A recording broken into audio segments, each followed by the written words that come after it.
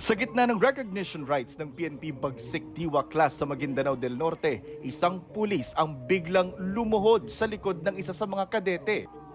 Sorpresahin niya pala ng wedding proposal ang nobya niyang kadete.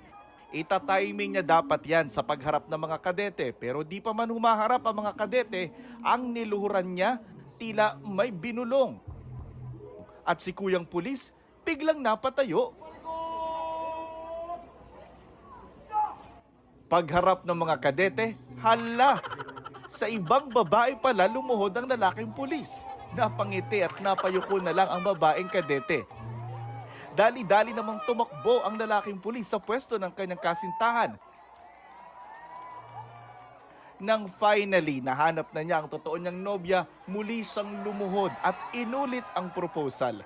Kinabahan yung isa. Naging comedy man ang romantic sanang proposal. Narong sen pala. Sumakses pa rin naman si kuyang pulis dahil nakamit niya ang matamis na yes. Para sa GMA Integrated News, Jonathan Andal, nakatutok, 24 oras.